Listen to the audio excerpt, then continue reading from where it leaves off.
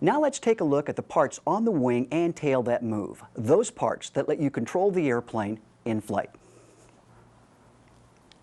First is the elevator.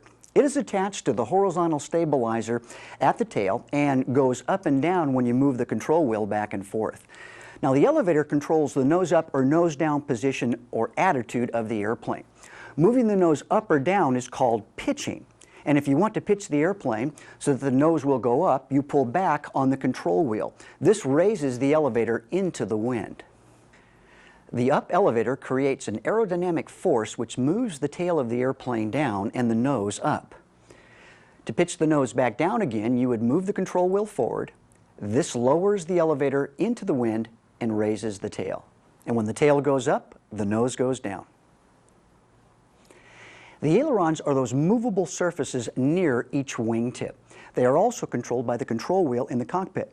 Now, when you move the control wheel left and right, it alternately moves the ailerons up and down. I know what you're thinking. You're thinking, oh no, I broke the airplane. But no, that's not the case. Really, that's how the airplane was designed. The ailerons are what you use to make the airplane roll into or out of a bank. When you rotate the control wheel to the left aileron moves up and the right aileron moves down. This raises the right wing and lowers the left wing and rolls the airplane into a bank to the left. Now, when you rotate the wheel to the right aileron moves up and the left aileron moves down. This rolls the airplane into a bank to the right. When you bank the airplane, you tilt some of the lift to the side. And it's that sideways lift that makes the airplane turn. So now you know that putting an airplane into a bank makes it turn.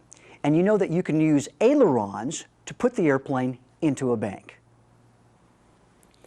So, what do you use the rudder for?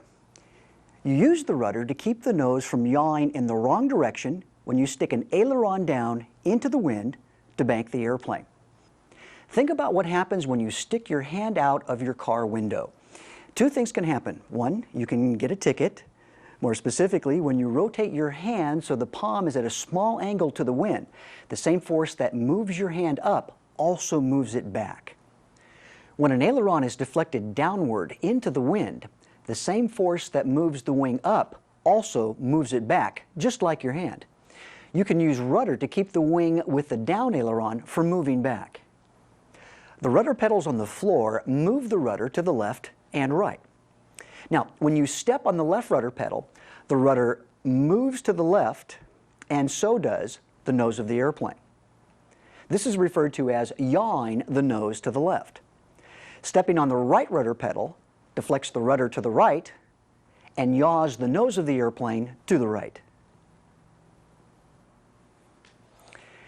Since the rudder pedals are also connected to the nose wheel, they steer the airplane on the ground when you're taxiing.